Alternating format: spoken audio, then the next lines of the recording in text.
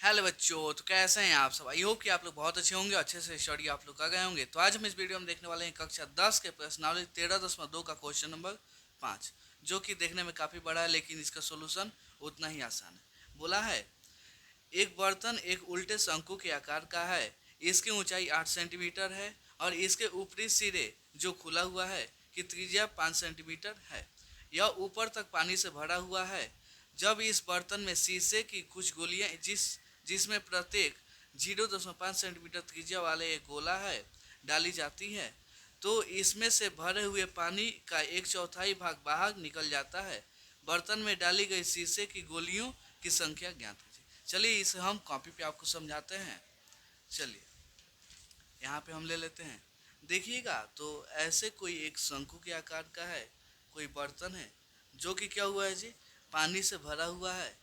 क्या हुआ है जी, पानी से बिल्कुल पूरा भरा हुआ है, जिसकी त्रिज्या हमको दिया है कितना जी, 5 सेंटीमीटर। 5 सेंटीमीटर। इसमें कुछ कुछ गोला डाला जाता है, क्या जी, शीशे की गोली डाला जाता है।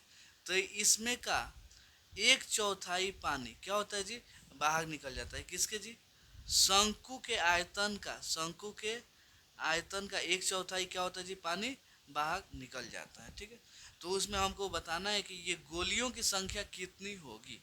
ठीक है, तो यहाँ से हम लिखते हैं हल। सबसे पहले जो दिया है उसको लिख लेते हैं। यहाँ पे लिखिएगा दिया है, क्या दिया है जी, शंकु की त्रिज्या, शंकु की शंकु की त्रिज्या यानी कैपिटल आर, हम इसको मान लेते हैं। कितना दिया है जी, इसको देखिएगा तो 5 दिया है। तो और इसका ऊंचाई, यहाँ पे ऊंचाई यानी एच का मान दिया 8 सेंटीमीटर। कितना जी, 8 सेंटीमीटर त्रिज्या, इतना ऊंचाई यहाँ से 8 सेंटीमीटर दिया हुआ है। ठीक है, कोई दिक्कत यहाँ तक। अब इसके बाद देखिएगा तो हमको गोलियों की संख्या निकालना है। तो हम यहाँ मान लेते हैं, माना कि गोलियों की संख्या, क्या जी, माना कि गोलियों की संख्या संख्या कितना मान लेते हैं हम, n मान लेते हैं। यहाँ तो कोई दिक्कत नहीं है।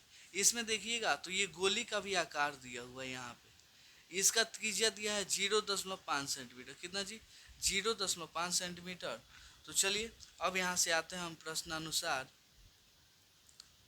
प्रश्नानुसार सबसे पहले हमको निकालना क्या है जी, n गोलों की संख्या। यहाँ पे लिखते हैं n गोलियों n गोलियों की संख्या कितना हो जाएगा जी, संख्या कैसे निकलेगा, शंकु के आयतन का कितना है जी, एक चौथाई भाग है। तो हो जाएगा यहाँ पे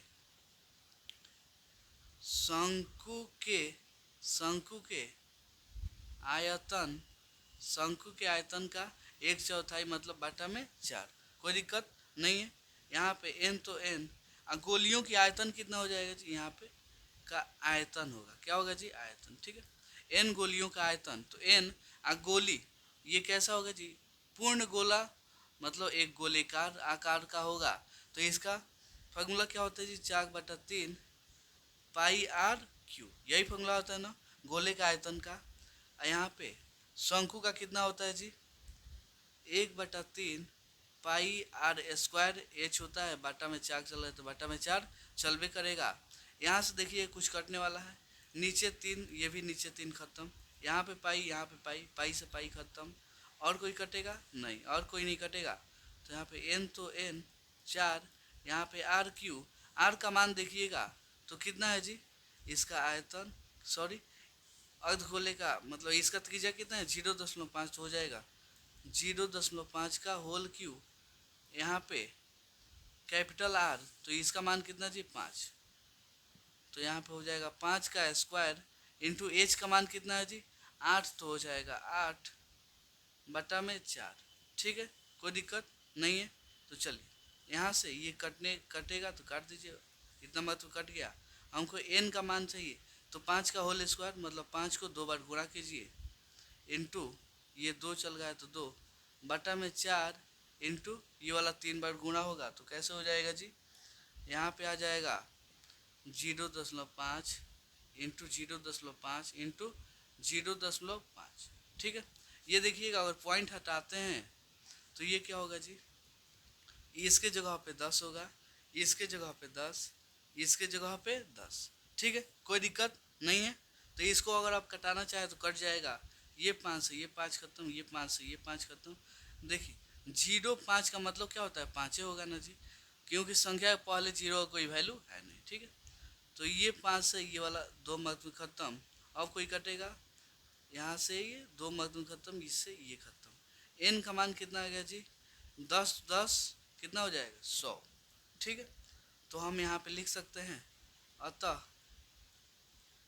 अतः शीशे अतः शीशे के गोलियों की संख्या, क्या जी, अतः शीशे के गोलियों की संख्या इक्वल टू कितना हो जाएगा जी, 100। यही सब क्या हो गया, आंसर हो गया। तो उम्मीद करता हूँ आपको ये क्वेश्चन बहुत अच्छे से समझ में आया होगा। तो चलिए मिलते हैं अगले वीडियो में अगले क्वेश्चन के लिए, तब तक के लिए धन्यवाद।